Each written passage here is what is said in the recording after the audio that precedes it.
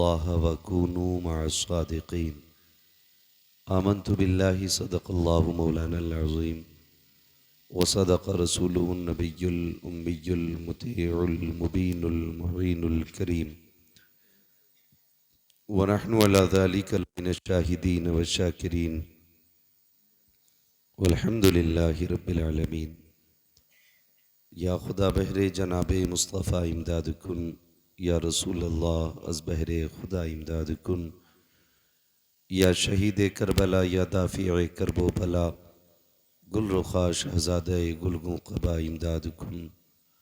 गौसे आज़म बने बेसरो सामा मददे, क़िबले दी मददे काबे ईमा मददे, बगिरदाबे बला उफ्ताद कश्ती, मदद कुन मदद कुन मदद कुन या मुईन अद्दीन चिश्ती।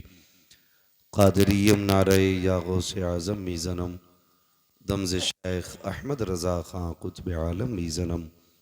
बलगल उला बिकमालिही कशफ़त दुजा बिजमालिही, हसुनत जमीउ ख़िसालिही सल्लु अलैहि व आलिही। करूँ तेरे नाम पे जाँ फ़िदा, न बस एक जाँ दो जहाँ फ़िदा, दो जहाँ से भी नहीं जी भरा, करूँ क्या करोड़ों जहाँ नहीं।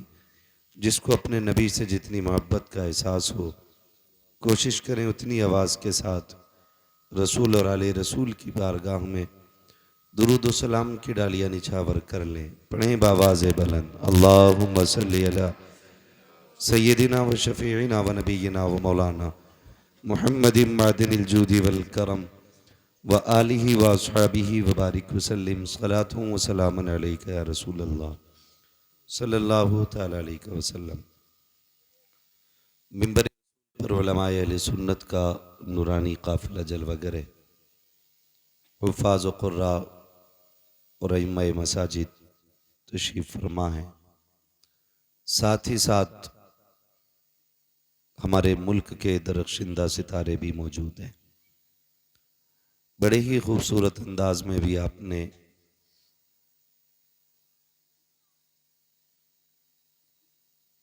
शायर अहले सुन्नत अंदलीब गुलशन रिसालत अली जनाब हज़रत सईद अख्तर जोखनपुरी से नातो मनक़बत के अशार मुलाहिज़ा फरमाए। उनसे पहले खूबसूरत अंदाज और आवाज़ में अपनी ही मुरादाबाद के एक चमकते हुए लहजे भाई शमीम रज़ा फैज़ी साहब से नातो मनक़बत के अशार सुने। नक़ीब अहले सुन्नत अपनी मुकम्मल कोशिशों के साथ इस प्रोग्राम को यहाँ तक ले आए। मैं दिली मुबारकबाद पेश करता हूँ जुमला अरकान कमेटी और अरबाब मिंबर की तरफ से भी मुबारकबादी उन तमाम बच्चों के लिए जिन्होंने इस हसीन महफिल को सजाया।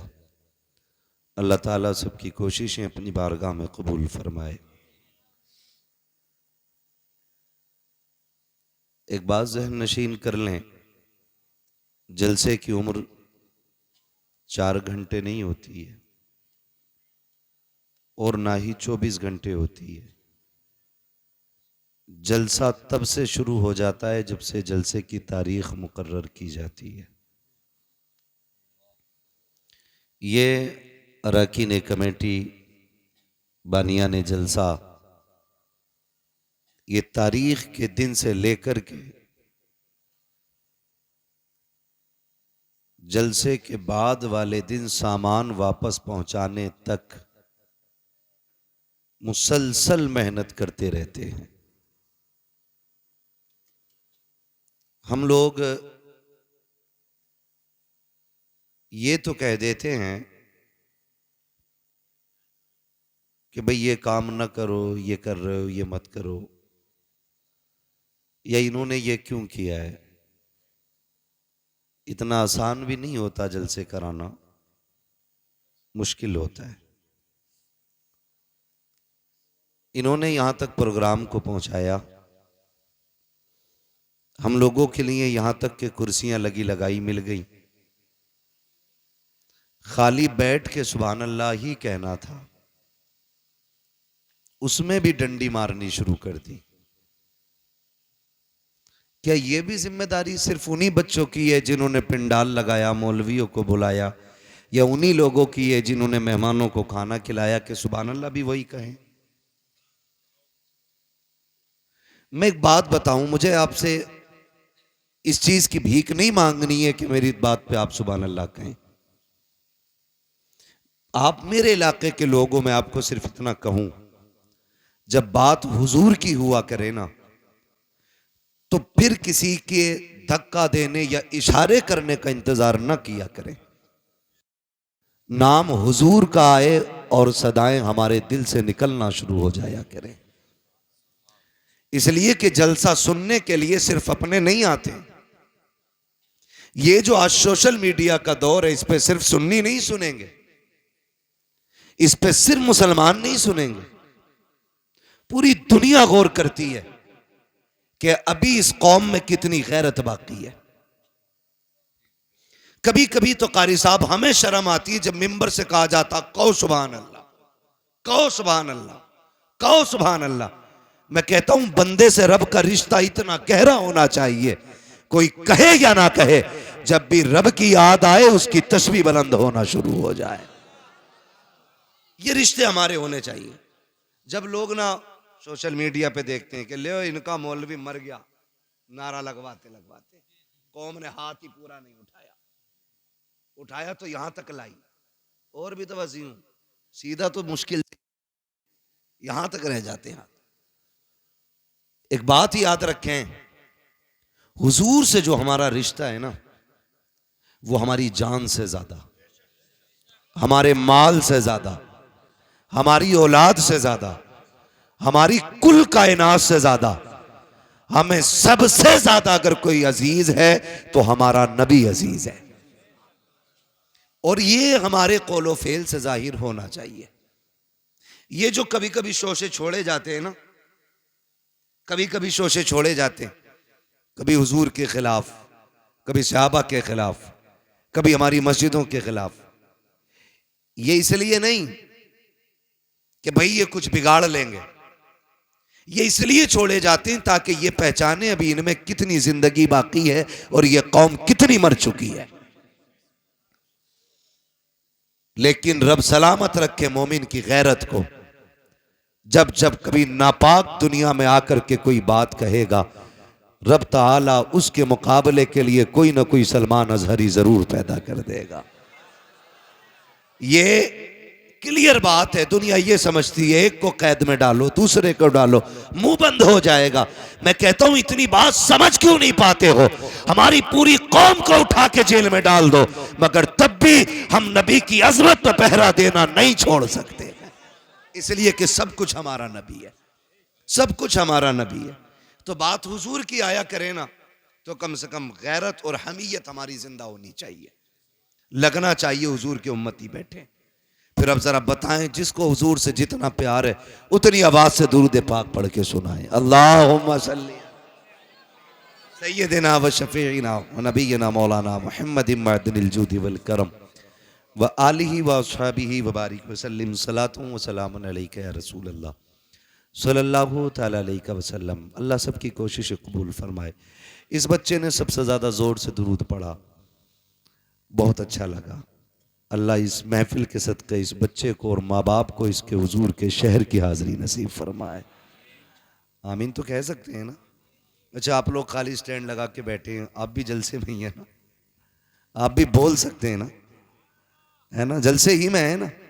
अगर हैं तो फिर ज़रा आप बोलें सुभान अल्लाह। अल्लाह करे आपकी आवाज़ भी आ जाए, है ना? और मैं कई बार कह चुका हूँ कि जब भी ये ताम झाम लगाया करें ना, तो इसको सामने ना रखा करें, थोड़ा सा डिस्टर्ब होता है। जो लोग सामने होते हैं ना, उनसे कांटेक्ट करने में एक ताल्लुक़ जो बोलने वाले का और सुनने वाले का होना चाहिए ना, उसके बीच में कट होता है। आइंदा कहीं भी आप जाएं तो ये ख्याल रखें। अल्लाह ताला अपने हबीब के सदक़े में हमको हुजूर की करम की खैरात अता फरमाए। आज की ये अजीम महफिल मुझे जैसा कि बताया कमेटी वालों ने, सरकार बगदाद रज़ी अल्लाह ताला अन्हु के ज़ात से मंसूब करके सजाई गई है। ऐसा ही है ना? ऐसा ही है ना? इतनी घूर के ना देखो, कुछ नहीं बिगाड़ सकते। मैं तुम्हारे इलाके का हूं, इमाम साहब नहीं हूं जो घुड़कियों में आ जाऊंगा।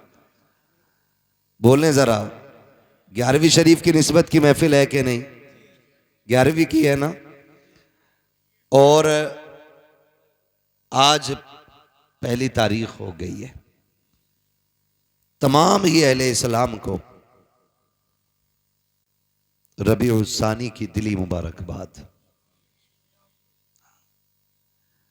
रबीउल अव्वल हुजूर की ज़ात से मंसूब, रबीउल सानी सरकार बगदाद की ज़ात से मंसूब। हो सकता है मैं आपको करामतें ज़्यादा ना सुना सकूं, क्योंकि करामत तो आप सुनते ही रहते हैं। चंद बातें बस आपसे कर लूं, बर्दाश्त कर लेंगे ना? कमेटी वाले कह रहे थे 1.5 घंटा बोलें। मुझे जो वक्त दिया गया था 11 बजे का था, वक्त हो गया किसी भी वजह से, उससे शिकवा नहीं है। हालांकि ये स्टेज से उतरने का वक्त था। अल्लाह सबको सलामत रखे। फिर बड़ी मेहनत के बाद सहमति यहाँ पे आके हुई कि भाई 1 घंटा बोलना है। बहुत ज़्यादा मैं एक मिजाज रखता हूँ, तूफ़ान नूह लाने से आखिर क्या फ़ायदा, एक अश्क ही बहुत है अगर कुछ असर करे। हम जहाँ बैठे थे वहाँ ये भी बहस चल रही थी, अगर फजर छूट गई तो जलसे का क्या फ़ायदा। ये बात भी बिल्कुल दुरुस्त है। या तो जलसे इतने जल्दी मुकम्मल कर लो कि फजर से पहले नींद मुकम्मल हो जाए, और या इतने लंबे कर दो कि जलसे से उठ के सीधे मस्जिद तक जाया जाए। ये 2 काम रखा करो, ऐसे नहीं बीच में लटक जाओ, ना जो सोने के ना जागने के। और ये जो हमारे अइम्मा हैं, हमारे उलमा हैं, इनका मसला बड़ा मुश्किल रहता। कारी साहब अगर जलसे में स्टेज पे आके ना बैठे तो बोरिया बिस्तरा बांधा जाएगा। आया क्यों नहीं जलसे में, आके बैठ जाए और 5 मिनट फजर में लेट हो जाए तो फिर बोरिया बिस्तरा बंधना है कि लेट मस्जिद में क्यों आया। ऐसा लगता है मुतवल्ली नहीं, छुरी लेके कसाई बैठा। खैर करें, जरा अपने ऊपर भी थोड़ा रहम खाएं। अगर रब ने आपको किसी के ऊपर मुसल्लत किया है ना, या हाकिम बनाया है या काबिज बनाया है, तो उतने ही सख्त हिसाब लेना जितना तू रब को दे सके। ये मत सोचना कि तू एक एक पाई का हिसाब ले ले, मिनट मिनट का तू हिसाब ले ले और रब की बारगाह में यूं ही छूट जाए। फरमाया गया जो जमीन वालों पर रहम करेगा अल्लाह उसके ऊपर रहम फरमाएगा। वरना कई बार की कहानी यह है, कई बार की कहानी 3 मिनट लेट हो गई, इमाम साहब नहीं आए। मैं रुक के एक बात कहूं, क्या नमाज इमाम साहब पे ही फर्ज है, हमारे बच्चों पे नहीं है? बोलो है कि नहीं? बोलो है कि नहीं? हमारे जवान बच्चों पे भी नमाज फर्ज है। इमाम के लिए 3 मिनट देख रहा है बैठ के, अगर इमाम 5 मिनट भी लेट आया तो तुझसे नहीं पूछा जाएगा इमाम 5 मिनट लेट क्यों था। अगर तेरे बेटे ने सजदा नहीं किया ना तो तेरी गर्दन पकड़ के पूछा जाएगा, बता तेरा बेटा नमाज में क्यों नहीं था। जिसकी फिक्र करनी चाहिए थी उसकी फिक्र ही नहीं की, और जहां मतलब नहीं वहां सर चढ़ जाते हैं हम लोग। तो थोड़ा सा ये भी सिला रहमी का, वरना मैं पूरी जिम्मेदारी के साथ कहता हूं, खुदा की कसम, इमामों की बड़ी कुर्बानियां होती हैं। ये 7,000 10,000 धड़ी पे इमामत करने वाली कौम, पेट का दर्द ये काटे, बुखार में ये दम करे, चुड़ैले आ जाएं तो ये उतारे, भूत आ जाएं तो ये फूके, सांसें अटकने लगे तो कुरान ये सुनाए, दम ना निकले तो सूरह यासीन ये पढ़ें, अगर टांगे अकड़ने लग जाए तो सूरह मुल्क ये पढ़ के सुनाए, बच्चा पैदा हो तो कान में अजान ये पढ़ें, दुनिया से जाओ तो नमाज जनाजा ये पढ़ाएं, तीजा 10वां 40वें की फाता हो तो सारी चीजों में ये शामिल रहते हैं। उसके बाद 3 लोग मुसल्ले पे बैठे रहते हैं, कब आएगा इमाम, कब आएगा इमाम। थोड़ा रहम करें, थोड़ा रहम करें। मैंने यहां तक देखा है इमामों ने 25-25 साल गांव के लिए कुर्बान कर दिए, और लेकिन जरा सी एक कोताही की बुनियाद पे हमारी मस्जिद का मुतवल्ली कान पकड़ के कहता चलो जी तुमसे मतलब नहीं है, तुमसे अच्छे अच्छे पढ़े हैं। वो भाई इसने 25 साल तुम्हारे बीच गुजारे हैं, एक जानवर 10 साल आपके खूंटे पे रह जाता है, तुम्हें उससे प्यार हो जाता है। 10 महीने बकरा लेके बांध लेते हो, कुर्बानी पे कुर्बान करते वक्त आंसू आ जाते हैं। हम कितने बेहिस हो गए हैं जिसने 25 साल हमारे बच्चों को कुरान पढ़ाया, हमारी कब्रों पे खड़े होकर के अजानें पढ़ी, हमारे मरने वालों के लिए कुरान पढ़ के सुनाया, 5 वक्त हमें रब की चौखट पे ले जाता रहा। आज 25 साल के बाद अगर कोताही हो गई है तो हमारे रवैये बदल जाते हैं, तेवर बदल जाते हैं। डर रब के अजाब से, अगर खता इससे हो गई है तू इसको माफ फरमा दे, मर के कब्र में आएगा खुदा तुझको माफ फरमा देगा।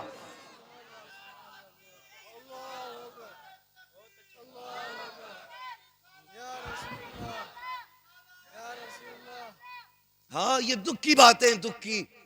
बदलो अपने रवैये। ओ भाई इमाम है, घोड़ा नहीं है, लंगड़ा हो गया तो गोली मार दी। इमाम है ये, कदर करें, कदर करें, इज्जत करें। खुदा की कसम हम इनकी कदर करें ना करें, रब के फरिश्ते भी इनकी कदर करते हैं।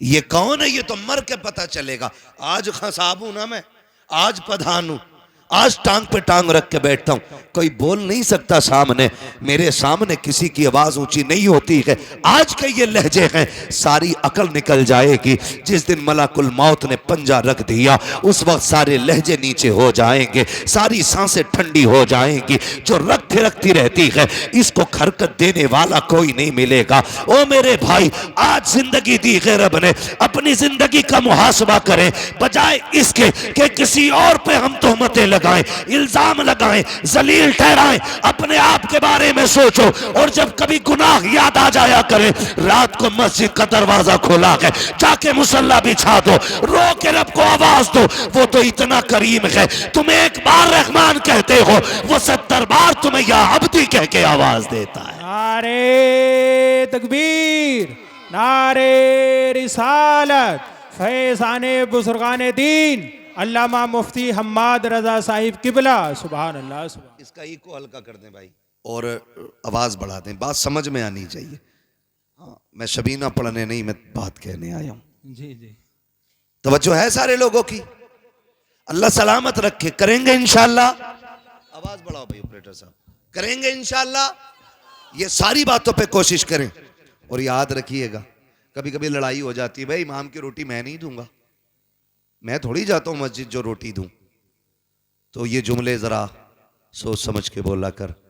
अल्लाह सबको सबका मेहमान नहीं बनाता है, बेशक बेशक, सबका सबको मेहमान नहीं बनाता है, हर किसी के हिस्से में मेहमान नहीं होता।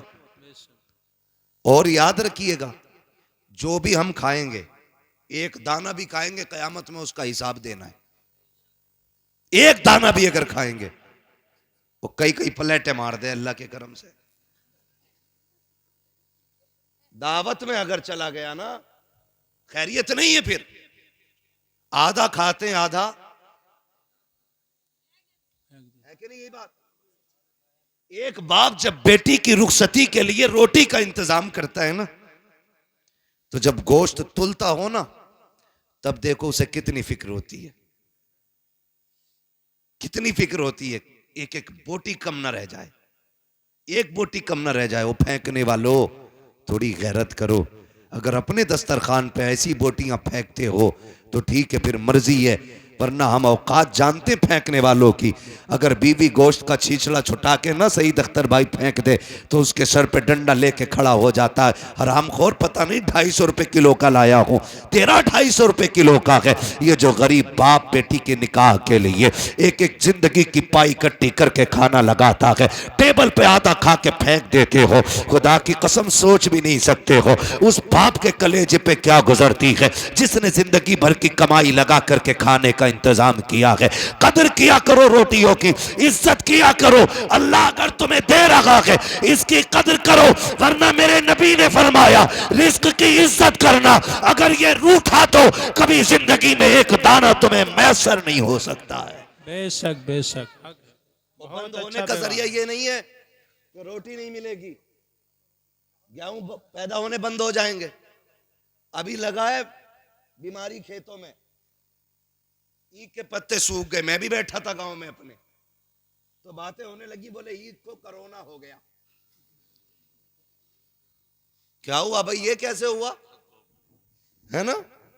ईख को कोरोना हो गया। क्या हुआ कि पत्ते सूख रहे हैं। 20 बीघे सूख गई, 30 बीघे सूख गई। मैंने कभी पिछले हफ्ते में आया था, तुम तो कह रहे थे मेरे खेत के जैसा किसी का खेत नहीं। उस टाइम पता क्या बात कही जा रही थी? उस टाइम कह रहे थे जो दवा मैंने डाली है ना, किसी ने नहीं डाली।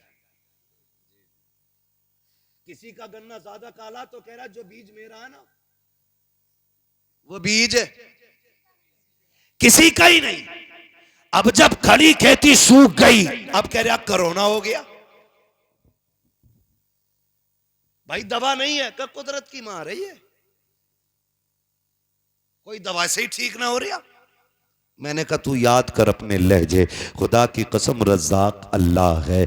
एक एक पौधे को उगाने वाला वो है, पौधे का दरख्त बनाने वाला वो है। ये उसी की कुदरत तो है। तुमने एक टुकड़ा गन्ने का मिट्टी के नीचे डाला, उसने जमीन का सीना चीर के एक कल्ला निकाला, कल्ले का पौधा बनाया, पौधे के पूरे मेढ़े बना दिए, उसकी कुदरत से ये फलता रहा। तुम कहते रहे ये दवाई का कमाल है, ये बीज का कमाल है, ये मेरी मेहनत का कमाल है। तुम्हें उस वक्त बिल्कुल ख्याल नहीं आया। खुदा की कसम, जाओ दुनिया से जाकर के पूछ लो, बड़ा बड़ा साइंटिस्ट कह सकता है कि कोई भी खेती साए में नहीं हो सकती है। एक खेती को फलने के लिए अगर धूप की जरूरत पड़ती है तो चांद की चांदनी की भी जरूरत पड़ती है। अगर सख्त झोंकों की जरूरत पड़ती है तो नसीम सहर की भी जरूरत पड़ती है। एक पौधे को बहाल करने के लिए रब ने कितना बड़ा निजाम लगाया है। कभी सूरज से सुखाया गया, कभी चांद से भिगोया गया, कभी सख्त हवाओं से पानी निचोड़ा गया, कभी बादे सबा से पौधों का मुंह धुला गया। तुम ये कहते हो कि ये दवाई का कमाल है। नहीं, तुम्हें उस वक्त कहना था ये खुदा की कुदरत से हो रहा है। खुदा की कसम, दवा डालता या ना डालता, ना कोरोना होता ना डरोना होता। अपनी खेती खुदा के हवाले कर दे, एक एक बीज अल्लाह तेरे घर तक हिफाजत से पहुंचा दे। नारे तकबीर, नारे रिसालत, नारे हैदरी। अल्लामा मुफ्ती हम्माद रजा साहिब किबला। बहुत अच्छा पैगाम है माशाल्लाह। करो कुछ, बहुत अच्छा, बहुत अल्लाह की कुदरत का इनकार ना करो। बेशक। फसल अच्छी हो तो क्या शुक्र है तेरा, ना कहो तो मालिक सब्र करता हूं। ये जो करोने हो रहे हैं ना, ये करोने इसलिए हो रहे हैं खेती में क्योंकि उशर कोई नहीं देता जी। हिसाब लगा रहा 2.5 लाख का गन्ना हुआ और 2.5 लाख में अल्लाह का कितना ये ना बताएगा। यही बात। जब हम उशर और ज़कात नहीं देंगे तो फसलें मारी जाएंगी। बेशक। बनी इसराइल का दौर है। एक नबी उस वक्त के पहाड़ पर थे। वो कहते हैं कि मैंने अचानक बादलों के अंदर से आवाज सुनी, कोई कह रहा था चलो फलां के खेत को सैराब करो। तो वह जो है ना, सुन रहे मेरी बात, अल्लाह करे ये बात आपकी समझ में आ जाए। हाँ, तो वो कहते हैं कि जब मैंने बादल से ये आवाज सुनी ना तो मैंने गौर किया ये जा किधर रहा। कहते हैं जहां मैं था वहां बादल बरसा और वहां से एक नाले की शक्ल में पानी चला। वो बयान करते हैं कि मैं पानी के साथ साथ चला। मैंने जाके देखा एक किसान अपने खेत में पानी भर रहा था।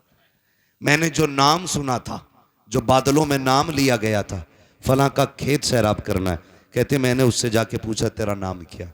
उसने वही नाम बताया। जब उसने वही नाम बताया तो मैंने उससे कहा यार बता नेकी कौन सी करके बैठा है, इबादत कौन सी की है? कहा क्यों? कहा ये बादल सिर्फ तेरे लिए बरसाया गया था। ये बनी इसराइल के नबी कहते हैं, जो उस वक्त के नबी हैं। वो कहते उस वक्त के नबी थे, उन्होंने कहा, मैंने कहा यार बता नेकी कौन सी की है, कौन सी इबादत करके बैठा है जो तेरे लिए सिर्फ बादल बरसा है। उसकी आंख में आंसू आ गए। उसने कहा इबादत क्या करूंगा, मैं रब का गुनाहगार बंदा। कहा फिर ये बादल तेरे लिए क्यों बरसा, क्या अमल करता है? उसने कहा जब मेरी खेती तैयार हो जाती है, इससे जो भी पैदा होता है उसके मैं 3 हिस्से किया करता हूं। एक हिस्सा बच्चों पे खर्च करता हूं, एक हिस्सा अल्लाह की रजा के लिए गरीबों में तकसीम करता हूं, एक हिस्सा फसल में लगा देता हूं। अल्लाह अकबर। आवाज आई, जो हमारे लिए गरीबों पे खर्च करता है उसकी फसलें मारी नहीं जाती हैं, अल्लाह उसके नसीब का पत्थरों से पैदा फरमा देता है। बेशक, सुभान अल्लाह, माशाअल्लाह। लेकिन हम अगर पड़ा हुआ मिल जाए ना तो माले गनीमत, रातों रात बटियां की बटियां साफ। ओ भाई, जिंदगी जाब्ते के साथ गुजारे, जाब्ते के साथ गुजारे। हम कुछ भी नहीं है और कोई औकात हमारी नहीं, सिर्फ इतनी है कि तेरे टुकड़ों पे पले गैर की ठोकर पे न डाल। बेशक, झड़कियां खाएं कहां छोड़ के सदका तेरा। हम कुछ भी है ना हुजूर के करम से, हुजूर के करम से। ये तो नसीब है हमारा कि हम हुजूर की उम्मत में पैदा हुए। और खुदा की कसम, रसूल आजम भी हमारे हैं, बगदाद वाले गौसे आजम भी हमारे हैं। बेशक, बगदाद वाले गौसे आजम भी हमारे हैं। आप तारीख का ये बाप पढ़ के तो देखें, दुनिया जानती है। कई बार ये सुना होगा, वाकया सुनाना मकसद नहीं, सिर्फ कुछ बताना चाहता हूं। सरकार गौस पाक के वालिद का नाम क्या है? सलामत रहो भाई, सलामत रहो। हजरत अबू साले जंगी दोस्त रहमतुल्लाहि ताला अलैह, वालिद यही है ना? बोलो हाँ यही नाम है, मुझे भी यही लग रहा। वालिद कई बार सुना होगा। रोजे से रहते थे, दिन भर रोजा रखना, रात भर नमाज पढ़ना। एक दिन भूख तेज की लगी ना, सुने बहुत गौर से, भूख तेज की लगी तो रोजा भी था, कहने लगे चलो दरिया के किनारे इफ्तार कर लेते। पानी पीने रोजे इफ्तार के लिए गए थे, सेब आ रहा था, उठा के खा लिया। क्या किया? अच्छा बताओ, किसी के पेड़ से तोड़ा था? बोले जरा, किसी से छीना था? दरिया में बहता हुआ आ रहा था, उठा के खा लिया। जैसे ही हलक के नीचे उतरा, फौरन दिल ने सवाल किया। दिल ने कहा, अबू साले, अगर रब ने कयामत में पूछ लिया कि जो सेब खाया था मालिक से भी पूछा था कि नहीं, जवाब क्या देना है? कांप गए, घबरा गए। रुक के जरा बताओ, दरिया का बहता हुआ सेब उठा के खा ले, दिल कबूल नहीं करता है।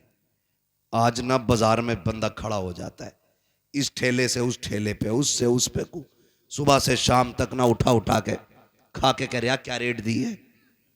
उसने कही 70 रुपए, कह रहा महंगी है। फिर सिंगाड़े वाले के पास पहुंचा, पहले खाया फिर पूछा क्या रेट है? का 60 रुपए, महंगा है। ऐसी पूरे बाजार में घूम फिर के ठलुआ बंदा पेट भर लेता है। हल्दी लगी ना फिटकरी, रंग चोखा आ गया भाई। शाम को आया सीना चौड़ा करके, ओ भाई हराम के लुकमों से बच, हलाल के लुकमे खा। आज औलाद जूता लेके बाप के आगे खड़ी है तो इसमें जिम्मेदार औलाद नहीं, बाप भी जिम्मेदार है। अगर तुम्हारा बेटा तुम्हारे सामने जूता लेके खड़ा है तो फिर लुकमे तलाश करो कहां से खिलाए थे, क्या खिलाया था बच्चों को। इसलिए कि अगर लुकमे हलाल के होते हैं तो औलाद मां बाप की फर्मा बरदार होती है। ये ख्याल रखिएगा मेरी बात का। हराम के लुकमे नस्लें तबाह कर देते हैं। देर नहीं लगती है ना मैंड पे चलने। हम लोग अक्सर खेत में घूमने वाले लोग, इसलिए इस लेवल से मैं बात कर रहा हूं। बारी मारी सूत के किसी के खेत में गुजर जाओ, धान के धोरा पूरा ही साफ है, एक बाल में धान नहीं मिलेगा तुम्हें, सब सूंध दिए। और करना कुछ नहीं है, 4 खाएगा बाकी। याद रखना, हिसाब देना पड़ेगा इसका, और हिसाब इतना सख्त होगा, पूछा जाएगा जो तूने दाना चबाया था वो कितना खाया था, और जो छिलका फेंका था वो कहां फेंका था किसका, किसकी जमीन में डाला। देखने में कोई औकात है धान के छिलके की, मगर हिसाब इतना सख्त होना है। लेकिन हमें डर नहीं लगता, अरे देखा जाएगा, देखा जाएगा, कम कोई नहीं है। बाट देख लो, बेच रहा है ना तो 900 ग्राम तोल लिया, खरीद रहा तो 101 किलो 100 ग्राम डंडी मार के ले रहा। कपड़ा अगर नाप रहा है तो 10 सेंटीमीटर कम है, वो कह रहा जी इतने में ही आया है। और अगर कह दो छोटा रह गया तो सुकड़ गया होगा।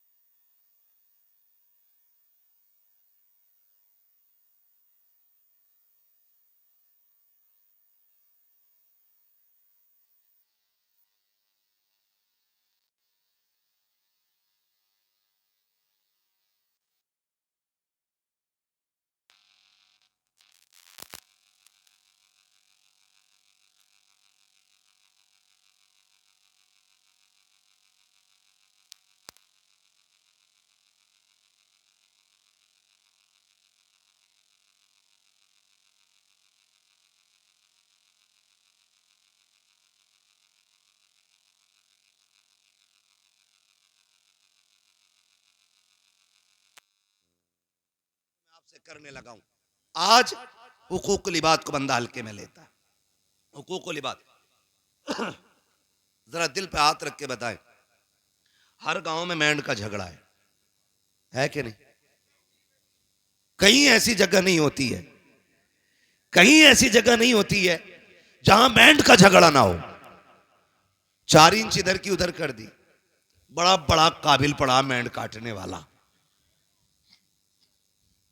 नीचे नीचे कुरेद का पानी भर दे, अगले दिन 4 इंच खेत बढ़ जा उसका, कि भाई इधर कैसे आ गई ना, लौट गई होगी। क्यों? ये तो 10 फीट की दीवार थी ना जो लौट गई होगी। और ये सोच रहा सबसे पैदावार उसा ही कुरेदेगा बैठ के। और जब सामने वाला भी कम नहीं होता, उसकी गिर गई, उसने उठाई पूरी फिट भर अंदर रख दी, तेरी माँ ने दूध पिलाया इधर रख के दिखा।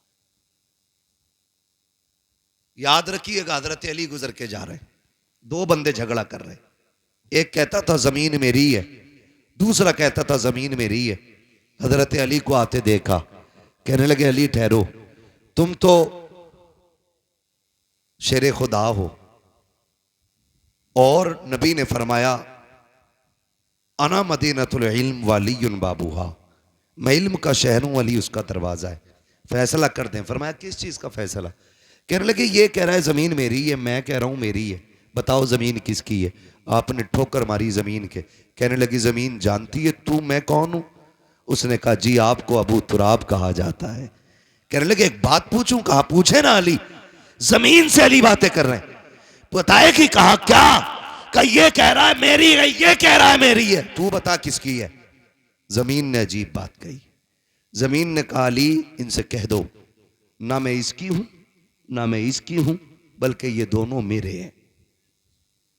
हुए नाम वर बे निशां कैसे कैसे, जमीन खा गई आसमां कैसे कैसे। जमीन ने कहा था ये मेरे हैं,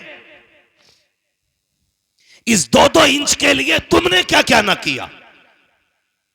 जरा सी मेंढ की खातिर तुमने अपनों पे गोलियां चलाई, अपनों के सर तोड़े, लाठियां डंडे चलाए, अपनों को घर से बेघर किया, बहन बेटियों को कोर्ट कचहरी में खचेड़ा, सिर्फ 2 इंच जमीन की खातिर। ओ यार क्या चला जाता अगर तुम अपने सगे भाई के लिए 2 इंच जमीन की माफी दे देते, या तुम्हारा क्या चला जाता अगर किसी भाई का हक ना मारते। ओ भाई जहां तू बाप का बेटा है वो भी तो बाप का बेटा है, बाप की संपत्ति में बेईमानी कैसी? लोग कहते हैं हम परेशान हैं।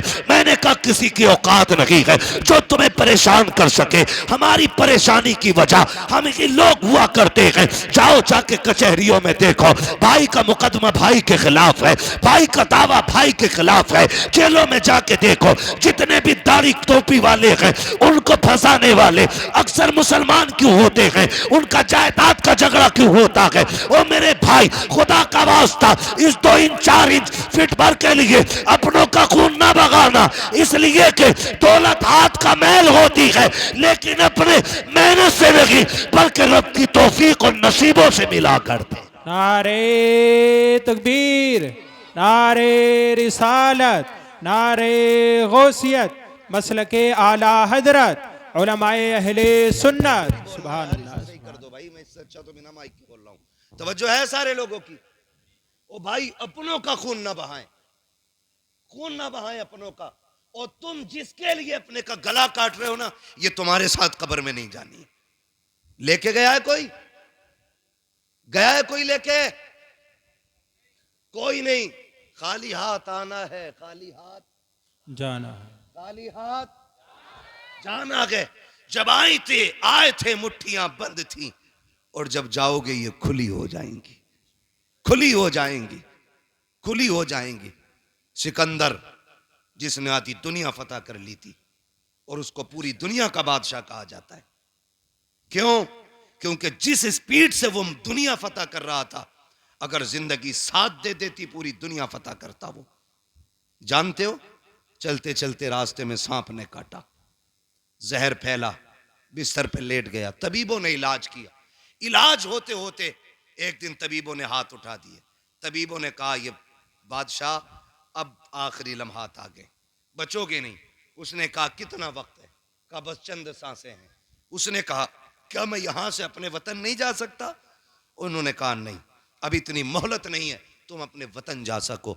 तब सिकंदर ने कहा था, मेरे पास बहुत दौलत है, जाओ जाकर के ऐलान कर दो मेरी सारी दौलत कोई ले ले और इतनी सांसें दे दे कि मैं अपने मुल्क में जाके मर सकूं। तो सबने कहा था, बादशाह सारी कायनात लेकर के कोई तुझे एक सांस नहीं दे सकता।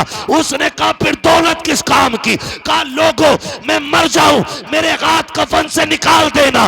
कहा, किस लिए? ताकि दुनिया को बता दूं ये दौलत इतनी बेवफा है, तुम्हारा ही काम लगी आनी है। हाथ निकाल देना ताकि दुनिया दौलत को सब कुछ ना समझे, दुनिया जान ले सिकंदर खाली हाथ आया था, खाली हाथ गया। नारे तकबीर, नारे रिसालत, नारे गौसियत, मसलके आला हजरत अल्लामा मुफ्ती हम्माद रजा साहिब किबला। सुभान अल्लाह, बहुत अच्छा पैगाम। ओ भाई, ये किसी के साथ नहीं गई है, और यह के बाद दीगरे सबकी बारी है। आज मेरी है, कल आपकी बारी है। लोग कहते हैं हम उसे छोड़ के आए कब्रिस्तान। औकात क्या तुम छोड़ के आए? वो तुम्हें लेके गया था कब्रिस्तान तक।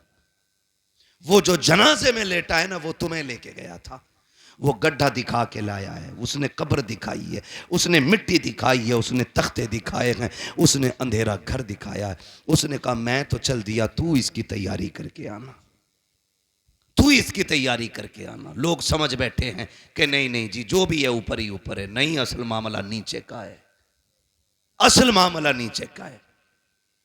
हलाल की दौलत इकट्ठा करना बच्चों के लिए। ये दुनिया बड़ी बेवफा है। मर के देखो, अगर बाप करोड़ों भी छोड़ के गया है ना, तो बेटों ने सोने के सिक्के नहीं दिए मस्जिद में। ये नहीं सोचा मेरे अब्बा ने मेहनत से कमाई थी, लाओ इसे ही बख्शवा लिया जाए। सोचा ही नहीं। सोचा बाप की जायदाद है तो भाई ये माले गनीमत है, अब नहीं दूंगा मैं किसी को भी। ना करें, अपने जीते जी आखिरत का इंतजाम करें। सरकार गौसे पाक के वालिद ने वो सेब खा लिया, ख्याल आया माफी लेनी चाहिए।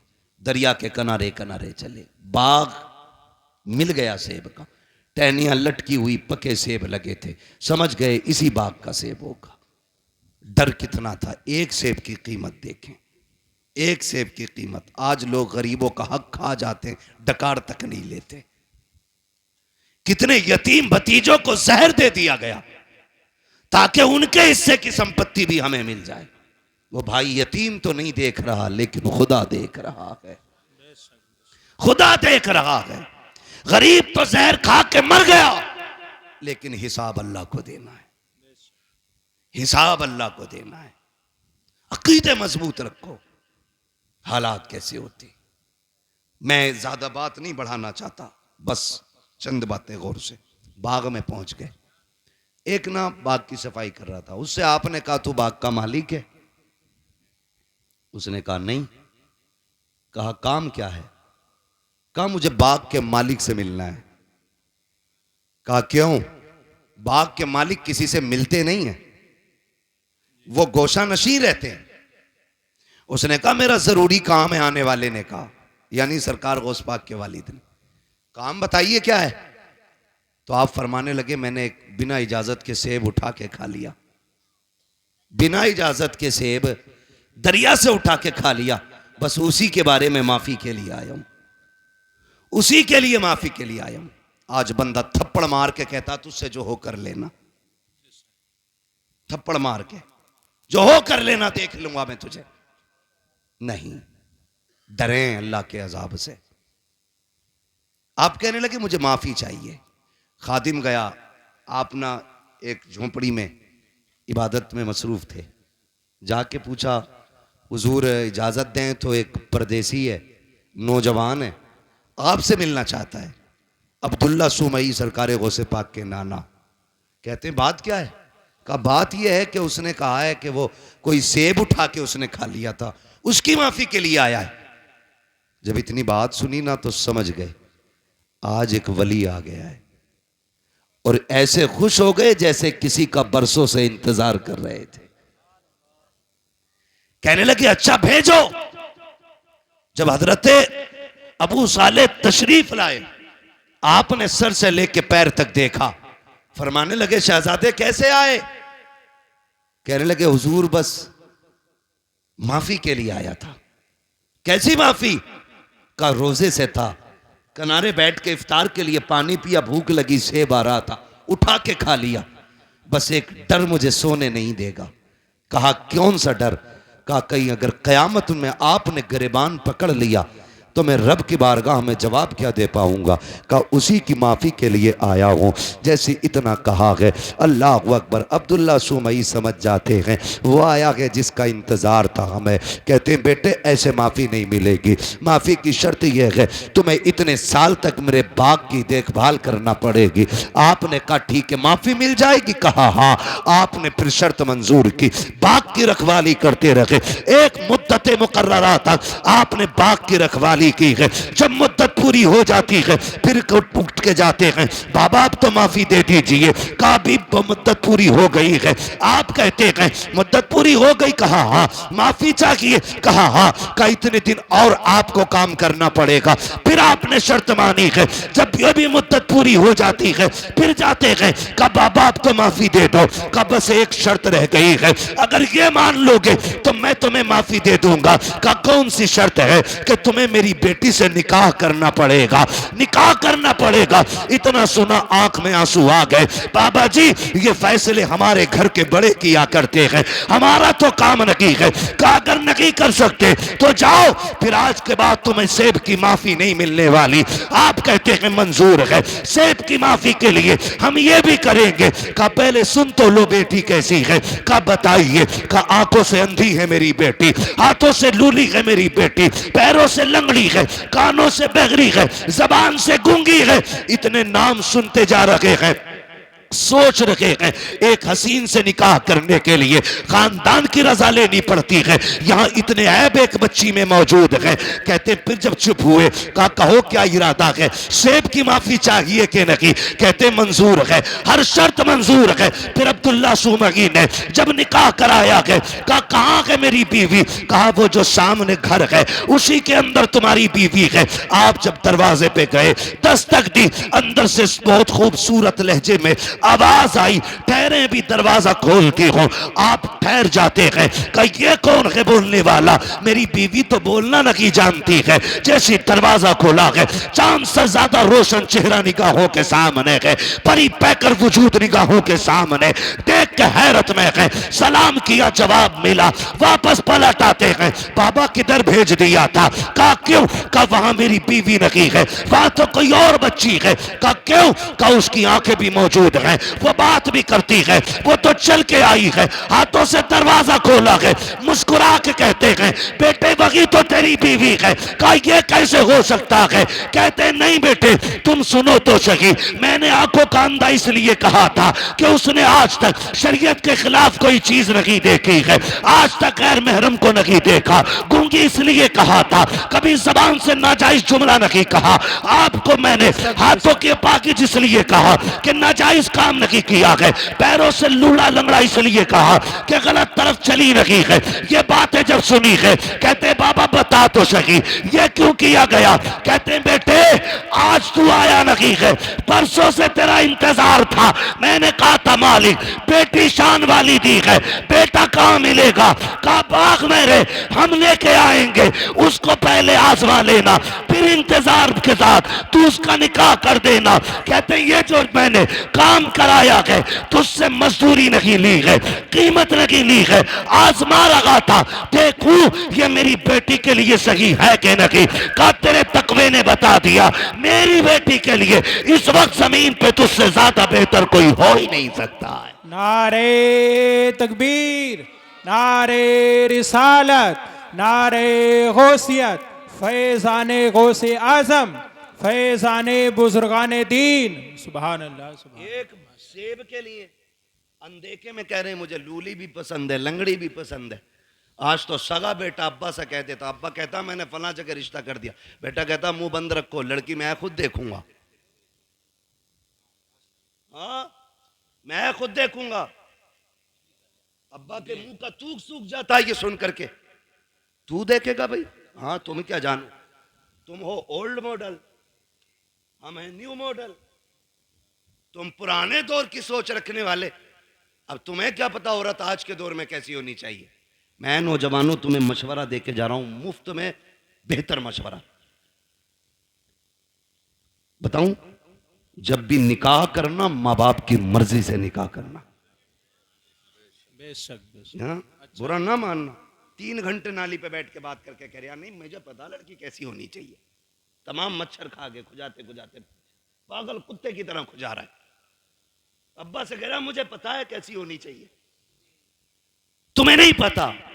अरे इसने 40 साल एक औरत के साथ गुजारे, ये जानता क्या अच्छाई होती है उसमें, क्या बुराई होनी चाहिए।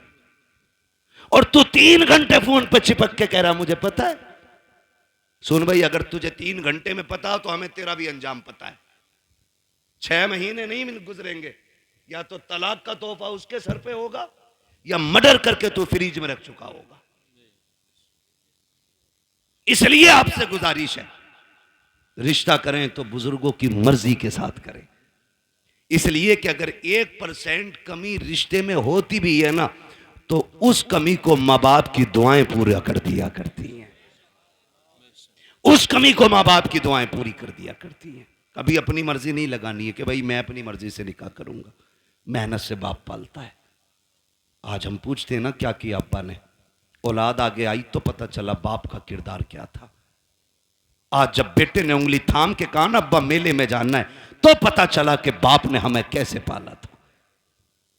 माफ कीजिएगा, बाप गरीबी की दौर में कंधे पे बैठा के मेले लेके जाता था। आज बाइक होते हुए हम अपने बाप का बोझ हॉस्पिटल तक नहीं ढो सकते। काय की इंसानियत है हमारे अंदर। अपना सगा बाप गर्मी के मौसम में तेरे मेरे पेड़ के नीचे टाइम काटता है, और हम बीवियों के साथ ऐसी फ्रिज कूलर में, और कह रहा मौलवी तावीज दे दे बरकत हो जाए।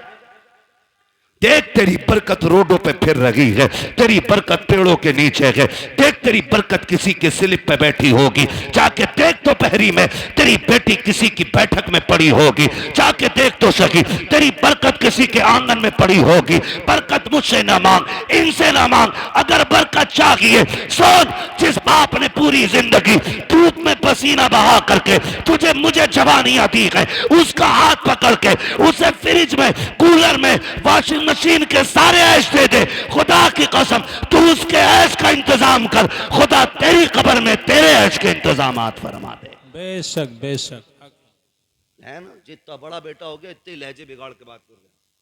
अब्बा के कह रहे अल्लाह 4 मेहमान आ रहे हैं, तो कह रहा शट अप, क्योंकि इस गधे को 4 इंग्लिश के बोल आ गए ना। अपने अब्बा से कह रहा शट अप, क्यों?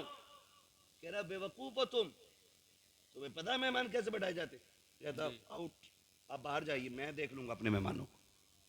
वो जानवर अभी तो इतना भी बड़ा इंसान न बन सका कि अपने बाप को बाप कह लेता। खाली कोट पहनाने से गधा मास्टर नहीं हो जाता। बेशक अगर उसके कानों पे 8 पेन लगा दो वो डॉक्टर नहीं बनेगा। खुदा की कसम, इंसानियत अगर इंसान के अंदर है ना तो वह 1000 शैतान डॉक्टरों पे भारी होता है। इंसानियत असल होती है, और वो तरक्की पे लानत जो हमें अपनों का बेअदब बना दे। ये भी याद रखिएगा, जो हमें अपनों से दूर कर दे, लानत ऐसी तरक्की पे, लानत ऐसी कामयाबी पे जो हमें बाप का गुस्ताख बनाए। अल्लाह से कसरत नहीं, अल्लाह से बरकत मांगनी है। क्या मांगेंगे? बरकत मांगिए। कसरत तो यह है 15 लाख कमाते महीने में और खर्च 16 लाख होते। बताओ बंदा गरीब है क्या अमीर? गरीब। 15 कमा रहा है, 16 लाख खर्च कर रहा है, अमीर है क्या गरीब? जोर से, क्योंकि हर महीने 1 लाख का कर्जमंद हो रहा है। और बंदा कमाता है 5000 और 4000 खर्च कर लेता, 1000 बच जाता। बताओ बंदा अमीर है क्या गरीब? अमीर। बोले अमीर। ये बरकत और कसरत का फर्क है।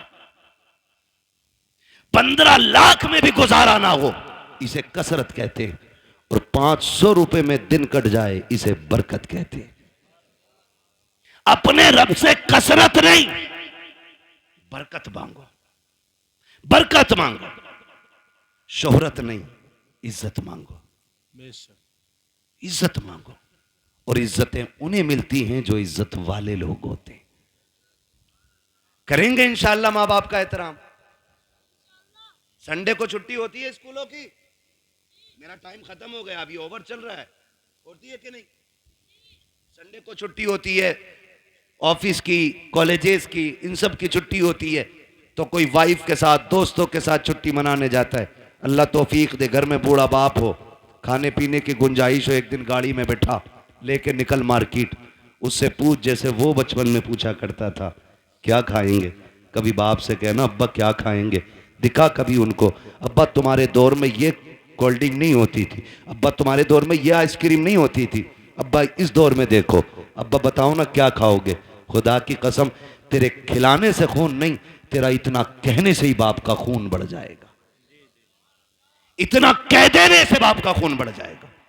खाली कहो अब्बा खाना क्या है। रोज कहते हो ना बेटे बता क्या पकेगा, रोज पूछते हैं हम। बीवी कहती है ना क्या बनना है, पूछ ले बच्चों से। बच्चे कहते हैं चिकन खाना, मटन खाना, ये फ्राई वो फ्राई। हम ये कहते हैं, कभी माँ बाप को बैठा के कहे अब्बा आज तुम बताओ क्या बनेगा। आज जो तुम कहोगे वो पकाया जाएगा। कभी उनकी मर्जी से भी खिलाओ, कभी उनकी मर्जी से बनाओ। और बीवी से कहते सुन, बहुत सुनिए, हर जगह अपनी चलाई हमने, लेकिन आज के बाद हमारे माँ बाप की चलनी है। इनकी मर्जी से पकेगा, जो ये कहेंगे वो खिलाया जाएगा। खुदा की कसम मैं समझता हूं 50% दवाएं बंद हो जाएंगी अगर औलाद बाप के साथ ये रवैया इख्तियार कर ले। एक टूटा हुआ इंसान, एक बिछड़ा हुआ इंसान, एक जंगल में खोया हुआ इंसान किसकी तलाश करता है? एक सच्चे हम सफर की, एक हमदर्द की, एक ऐसे शख्स की जो उसका दुख सुन सके। बाप उसी खोए हुए इंसान की तरह है बुढ़ापे में, उसी टूटे हुए शख्स की तरह है बाप जिसे दुनिया ने छोड़ दिया हो। वो चारपाई पे पड़ा है, उसे आज तेरे सेब की जरूरत नहीं, तुम्हारे जूस की जरूरत नहीं, आज उसे तुम्हारे दो मीठे बोलों की जरूरत है। बेशक। लोग पूछते हैं क्या करें अब्बा की खिदमत, मैं सीधी बात कह देता हूं, अब्बा की खिदमत ही अगर करनी है ना, बूढ़ा बैठा हो ना और टेक लगा के बैठा हो, आप पीछे खड़ा हो, कंधे दबा के कहे अब्बा इन्हीं कंधों पे लेके जाते थे ना, वो मुस्कुरा के तुझे देखेगा, खुदा की कसम दुआएं होने लग जाएंगी। तू कभी कंधे दबा उसके, कभी तलवों में बैठ, कभी उसके गले में हाथ डाल, यारों के साथ तो खड़े हो जाते हो, बगल में बगल डाल के खड़े हो जाते हो, यूं भी लिपटा लेते हो, यूं भी पकड़ लेते हो, कभी बाप के कंधे पे हाथ रख के कहे अब्बा बताओ ना जिंदगी का कोई मंजर तुम्हें याद है कि नहीं, बताओ तुमने जवानी में कौन सा बड़ा कारनामा किया था। खुदा की कसम देखना जो ऐसे सिमट के बैठा होता है, जब बच्चे कहते हैं अब्बा बताओ जवानी का, फिर वो यूं होके बैठ के कहता है सुन जब मेरी उम्र 25 साल थी मैंने ये कारनामा अंजाम दिया था, जब मैं 30 साल का हुआ मैंने ये कारनामा अंजाम दिया, और जब बात तारीफ की आए वाह वाह कह के उसका हौसला बढ़ाता जा और ये कहता जा अब्बा ये तेरा जिगर था जो तूने किया है, ये तेरा हौसला था जो तूने किया है, अब्बा हमसे तेरी तरह नहीं होगा, इतना कह के तो दे। खुदा की कसम अगर बुढ़ापे में जवानी नजर ना आ जाए तो आके बात कर ले। नारे तकबीर, नारे रिसालत, अजमते वालिदैन अल्लामा मुफ्ती हम्माद रजा साहिब किबला।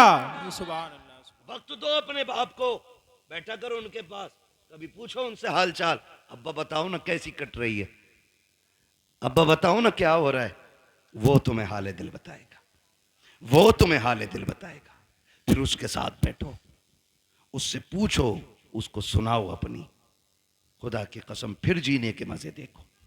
बेटे बेटे मेरे सामने कोई ऐसा नहीं है जो हम में बिना बाप के आया है ना, सारे बाप वाले लोग हैं ना अल्हम्दुलिल्लाह, है कि नहीं भाई।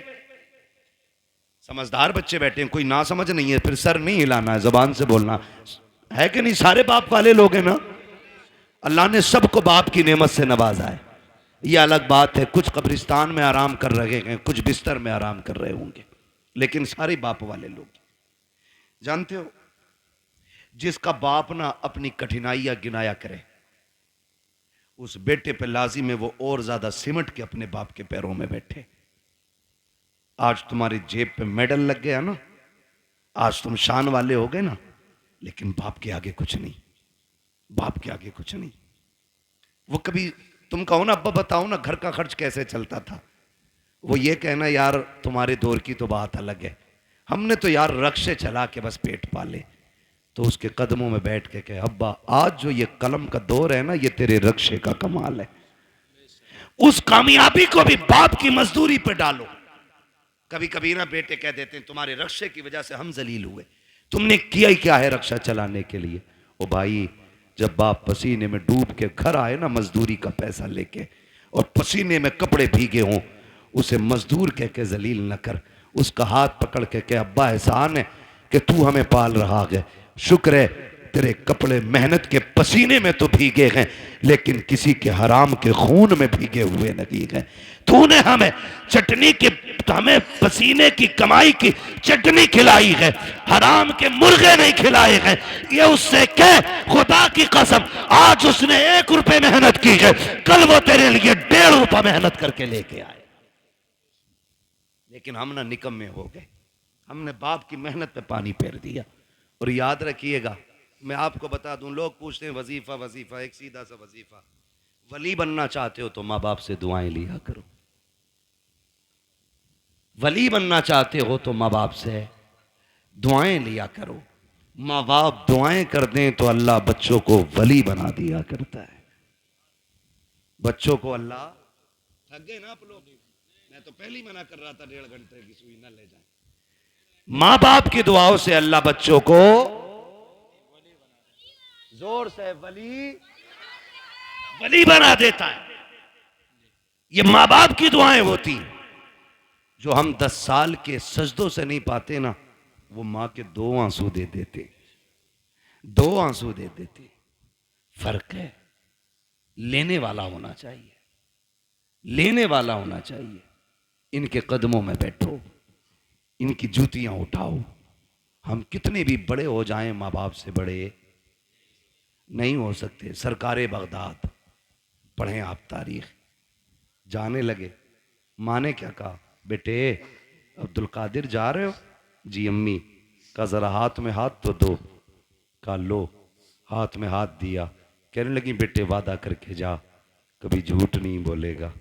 खुदा की कसम, ये माँ की जबान थी, झूठ नहीं बोलेगा। माँ वादा करता हूं, ना आज तक बोला है, ना आज के बाद कभी झूठ बोलूंगा। ये वादा आज इसलिए लिया गया, अब तक तो माँ के सामने थे, अब माँ की नजरों से ओझल हो रहे थे। माँ वादा ले रही है। एक झूठ कितनी बुराई के दरवाजे खोलता है। ये सरकार गौस पाक की अम्मी का वादा बता रहा है कि सबसे बड़ा वादा लिया, अब्दुल कादिर झूठ ना बोलना। ये वादा लेके चले, चोरों ने पकड़ा, लूटा सबको। आपके पास भी आया, छानबीन की, नहीं मिला, चला गया। बादशाह ने पूछा, जो डाकू का सरदार था, सब कुछ ले आए? कहा हाँ। कहा कोई बचा तो नहीं? एक ने कहा एक बच्चा बचा है, हमने तलाश किया तो कुछ नहीं है, लेकिन वो बता रहा उस पर 40 सिक्के सोने के, हमने सारे छान लिए। उसने कहा बुला के लाओ। सरकार गौस पाक तशरीफ लाए। डाकुओं के सरदार ने कहा, बेटे क्या है तुम्हारे पास? कहा सोने के सिक्के। कहा कितने? कहा 40। कहा किधर? कहा मेरी मां ने मेरी सदरी में सिल दिए थे, सदरी का बंद तोड़ा गया, सिक्के खन खन गिरे। डाकुओं का सरदार क्या कहता है, बेटे झूठ बोल के बचा सकते थे। मेरे गौसे पाक क्या कहते, मैं घर से चला था तो मेरी मां ने वादा लिया था कि झूठ नहीं बोलना है।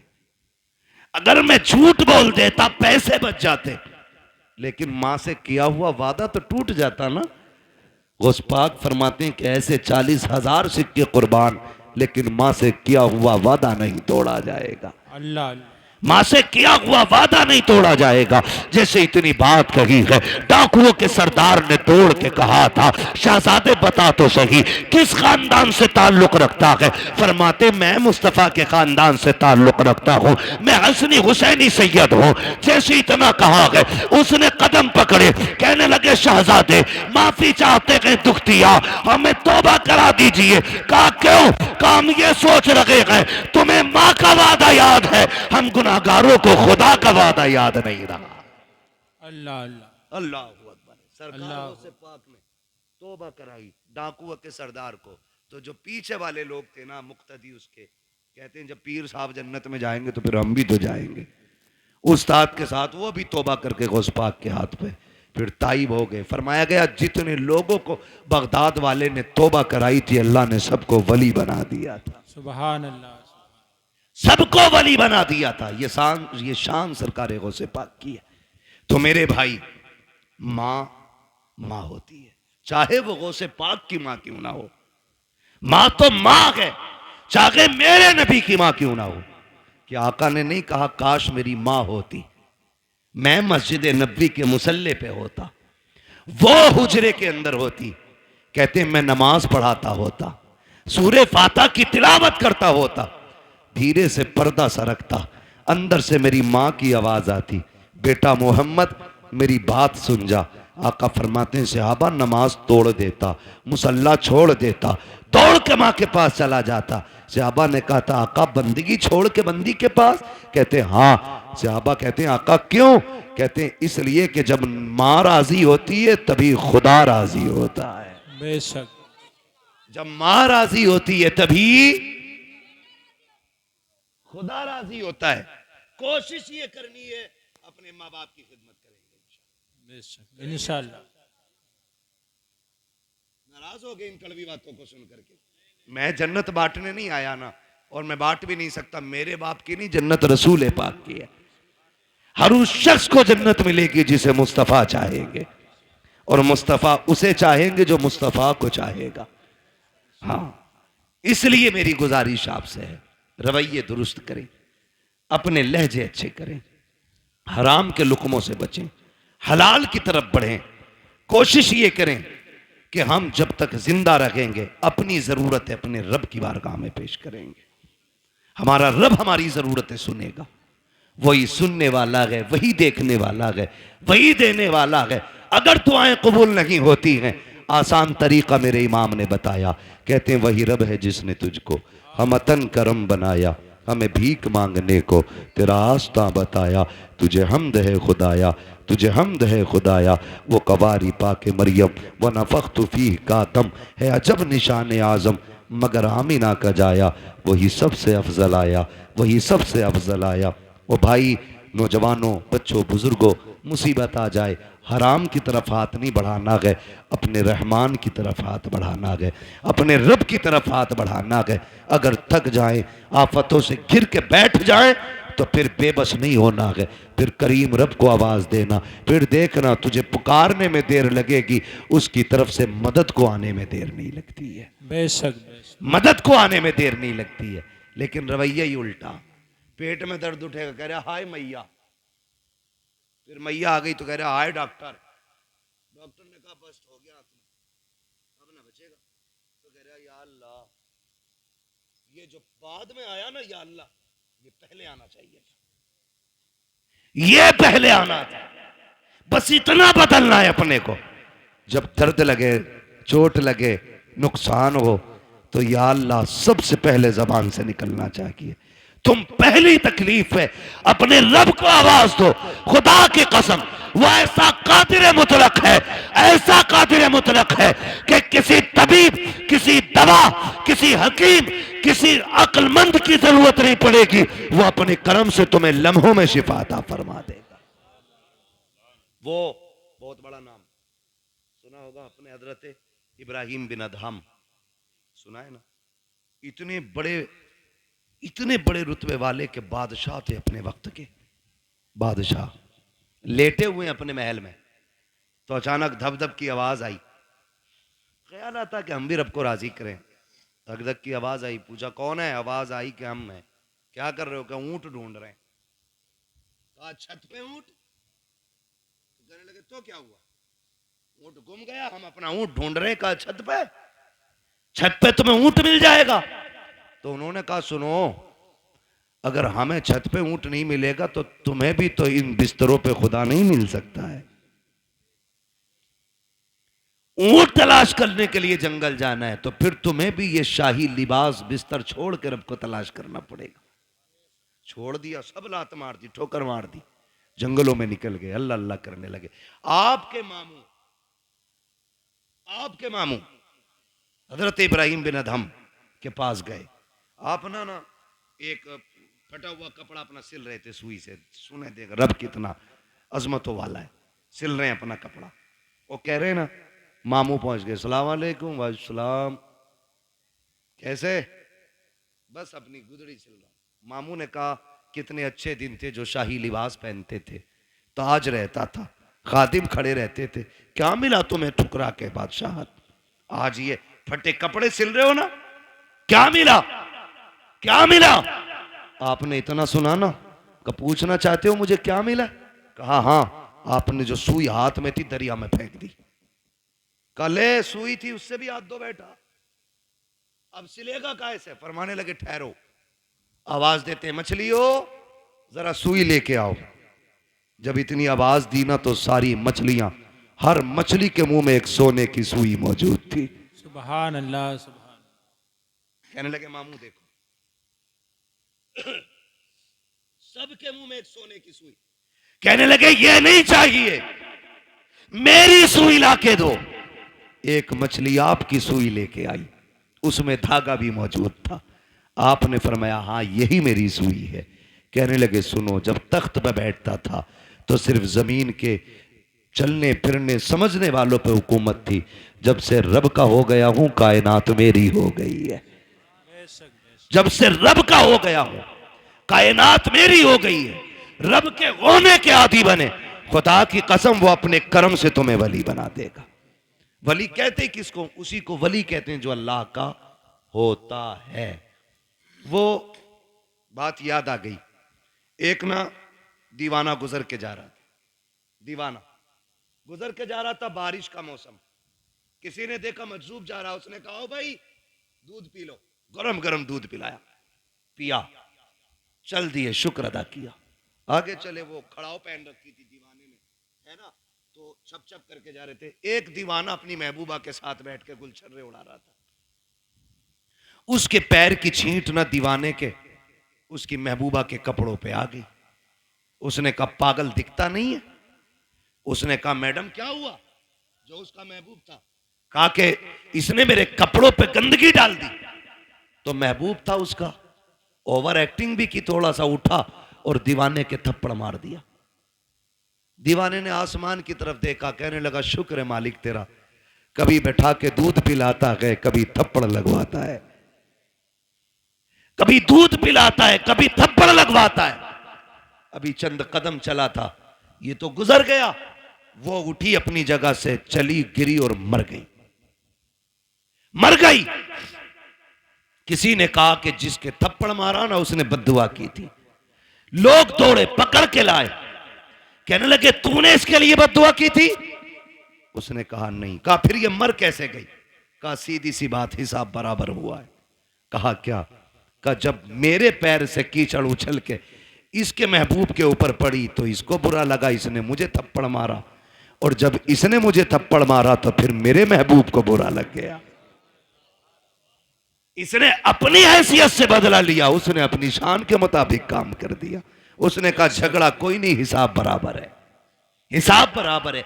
यही हजरत अली फरमाते हैं कि जब भी तुम्हारा मुकाबला किसी गरीब से हो तो अल्लाह से डरना, गरीब से डर जाना, कमजोर से डरना, भले ताकतवर से मत डरना। किसी ने कहा था, अली कमजोर से क्यों डरना? ताकतवर से डरना समझना आता है, कमजोर से डरना समझना नहीं आता।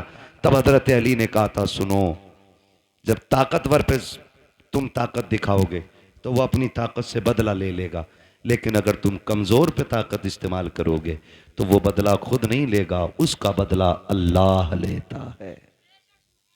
कौन लेता है? अल्लाह लेता है। इसलिए हमेशा कोशिश ये करना, कभी किसी का दिल ना टूट जाए, कभी किसी की आह ना लग जाए। और भाई, शान से जी लेना ही काफी नहीं है।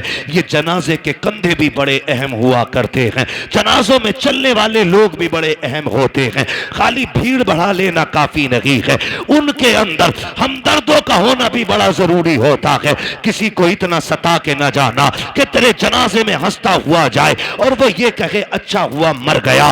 अगर किसी ने इतना कह दिया, अल्लाह कयामत में तेरे बगल में खड़ा करके कहेगा, बता क्या दिल दुखाया था जो तेरी मौत पे ये खुश हो रहा था, कितना सताया था जो इसने तेरी मौत पे खुशियां मनाई थी। कोई बचाने वाला नहीं होगा।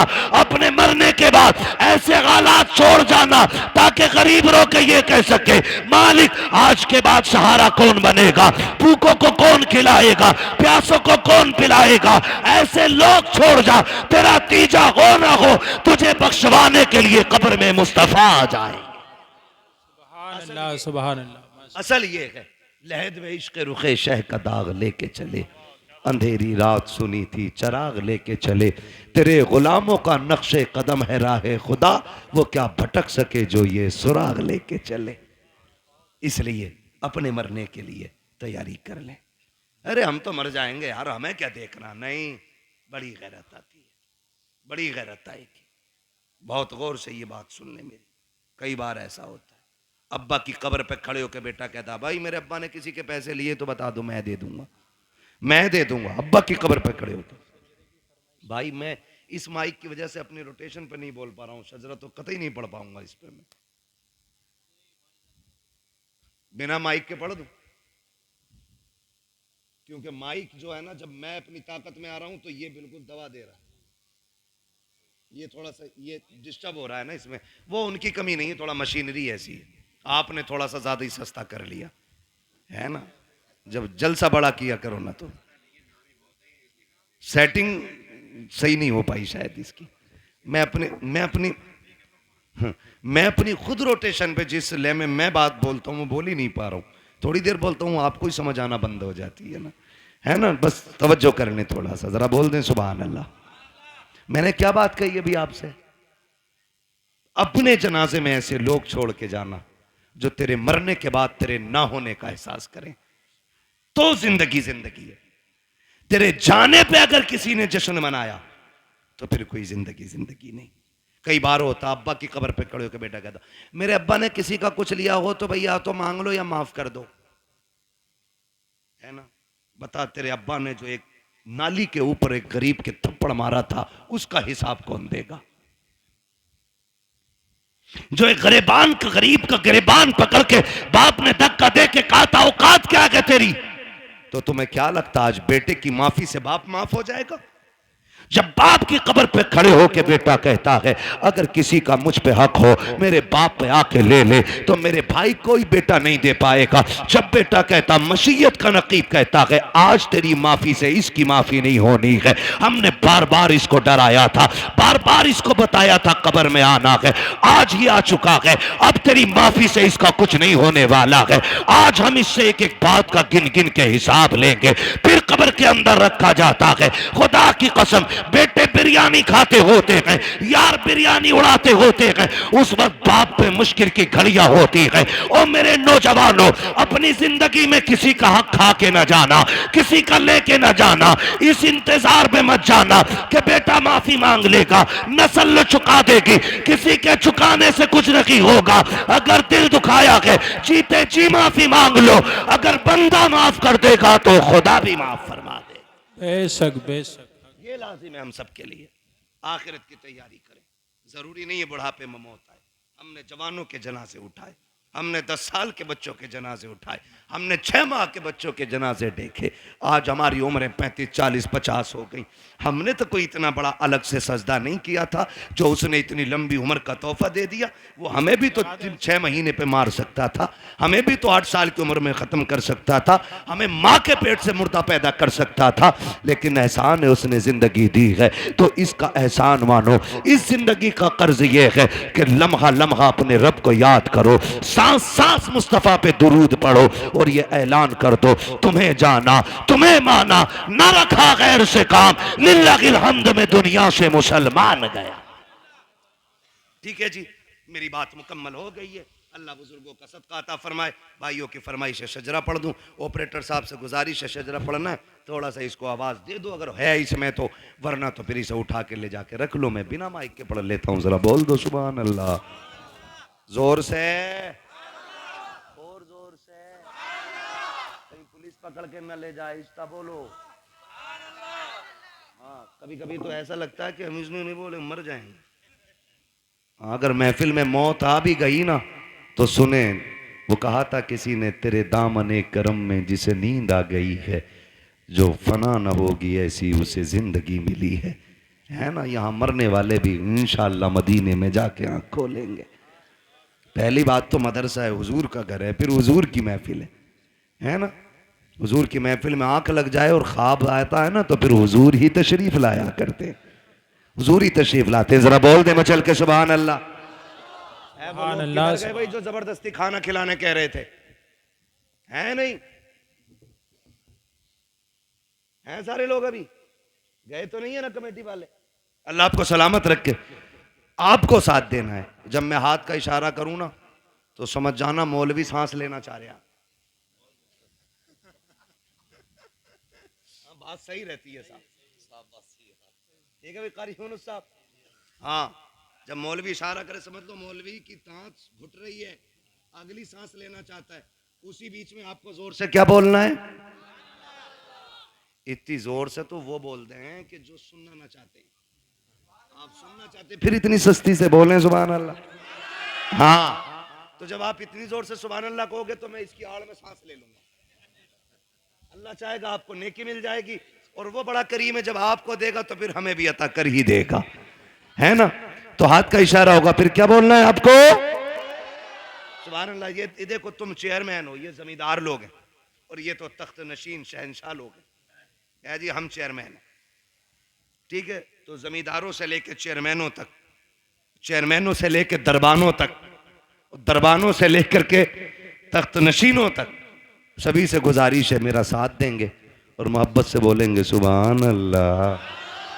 कई लोग तो अब भी ऐसे घूर के देख रहे हैं कि डेला मार देंगे। मर्जी है तुम्हारी। मेरे भाई ने कहा इसलिए पढ़ रहा हूँ शजरा, वरना कतई नहीं पढ़ता, इतना थक गया हूँ। बोलने जरा। मैं एक बात बता दूं, मैं नमाज की नीयत नहीं बांध रहा हूँ। कभी सोच रहे हो तरावी में क्या होता है हजरत, 15 पारे शबीने में कभी कभी होती थी ना, तो इमाम साहब ने नीयत बांध ली, अपना आप हुक्का लेके बैठ के नाली पे, जब तक रुकू चल रहा तब तक हुक्का चल रहा, रुका है हुक्का बह कर रुकू में। तो ये नीयत नहीं है मेरी नमाज की कि तुम चुप जाओगे मैं चलता ही रहूंगा। तुम सुभान अल्लाह कहोगे तो आगे चलूंगा, वरना वही नीयत तोड़ दूंगा। ठीक है जी, जरा बोल दे सुभान अल्लाह। माशाअल्लाह, जियो सलामत रहो। 2 बज गए हैं लेकिन लग नहीं रहा 2 बजने। 2 घंटे और बोल लूं, कर लूं 2 घंटे और तकरीर। इधर वाले लोग सोच रहे हैं घर पे पिटाई पक्की है, बता के ही नहीं आए। हाँ मेरे भाई, सलामत रखे अल्लाह तुम्हें, ये मोहब्बत है। देखो तकरीबन 600-625 किलोमीटर का सफर करके अब तक आया, ट्रेन से नहीं, फ्लाइट से नहीं, अपनी गाड़ी से। थका हुआ था। आपने इस मोहब्बत से सुना कि थकन का एहसास ही खत्म हो गया। अब इस मोहब्बत से आपको शजरा सुनना है कि मुझे लगे ही नहीं मैं तकरीर कर चुका हूं। बोले जरा सुभान अल्लाह। आदम के बेटे शीश। देखो कैमरे वालों पे कतई उम्मीद ना रखियो, ये जलसे में नहीं, ये बिजनेस में आए हैं। ठीक है जी, जलसा तुम्हारा और मेरा है। हाँ, फिर आपको मेरा साथ देना। बोलने जरा सुभान अल्लाह। आदम के बेटे शीश, शीश के बेटे यानस, यानस के बेटे कैनान। माशाअल्लाह, अल्लाह सलामत रखे। कुछ लोग अब भी ये सोच रहे हैं कि ये मौलवी करेगा क्या, मैं आ रहा हूं तुम्हारे ही दौरे पे। आ जाओ नीचे को। हाँ, कतई नीचे उतार दिए तुम। बोलने जरा सुभान अल्लाह। आदम के बेटे शीश, शीश के बेटे यानस, यानस के बेटे कैनान, कैनान के बेटे मेलाइल, मेलाइल के बेटे ब्यारत, ब्यारत के बेटे इदरीस, इदरीस के बेटे मुतवशिक, मुतवशिक के बेटे लबकने के नाम, लबकने के नाम के बेटे नूह, नूह के बेटे साम, साम के बेटे जुलात, जुलात के बेटे शालिक, शालिक के बेटे आबिर, आबिर के बेटे दाता, दाता के बेटे रावा, रावा के बेटे सारू, सारू के बेटे नाखुर, नाखुर के बेटे तारिक, तारिक के बेटे इब्राहिम खलीलुल्लाह, इब्राहिम खलीलुल्लाह के बेटे इस्माइल ज़बीहुल्लाह, इस्माइल ज़बीहुल्लाह के बेटे केदार, केदार के बेटे अवाम, अवाम के बेटे हमल, हमल के बेटे साबित, साबित के बेटे सलमान, सलमान के बेटे रईसा, रईसा के बेटे इलियासा, इलियासा के बेटे ओद, ओद के बेटे हव्वा, हव्वा के बेटे अदनान, अदनान के बेटे मोहित, मोहित के बेटे नदार, नदार के बेटे मुदर, मुदर के बेटे इलियास, इलियास के बेटे मुदरिक, सुभान अल्लाह, सुभान इलियास के बेटे मुदरिका, मुदरिका के बेटे खदीमा, खदीमा के बेटे किनाना, किनाना के बेटे नदर, नदर के बेटे मालिक, मालिक के बेटे फहर, फहर के बेटे गालिब, गालिब के बेटे लुई, लुई के बेटे काब, काब के बेटे मुर्रा, मुर्रा के बेटे किलाब, किलाब के बेटे कुसई, कुसई के बेटे अब्दे मनाफ, अब्दे मनाफ के बेटे हाशिम गए, हाशिम के बेटे अब्दुल मुत्तलिब गए, अब्दुल मुत्तलिब के बेटे अब्दुल्लाह गए, अब्दुल्लाह के बेटे मोहम्मदुर रसूलुल्लाह। नारे तकबीर, नारे रिसालत, नारे गौसियत, मसलके आला हजरत उलमाए अहले सुन्नत अल्लामा मुफ्ती हम्माद रजा साहिब किबला। सुभान अल्लाह। बस जो हुए अगला तुमको माफ फरमाए रब्बे कायनात। जिंदगी ने दिया साथ, फिर होगी मुलाकात, चमन रहा फूल खिलेंगे, जिंदगी रही फिर मिलेंगे। मुसाफिर हैं हम भी, मुसाफिर हो तुम भी, किसी मोड़ पर फिर मुलाकात होगी। फकीरान आए सदा कर चले, सदा खुश रहो ये दुआ कर चले। सारे लोग कलमा शरीफ पढ़ लीजिए, ला इलाहा, और जोर से ला इलाहा इल्लल्लाहु मुहम्मदुर रसूलुल्लाह हजरात अस्तगफिरुल्लाह रब्बी मिन कुल्ली ज़ंबि व अतूबु इलैह। ये जलसे नूर जिंदाबाद पाइंदा।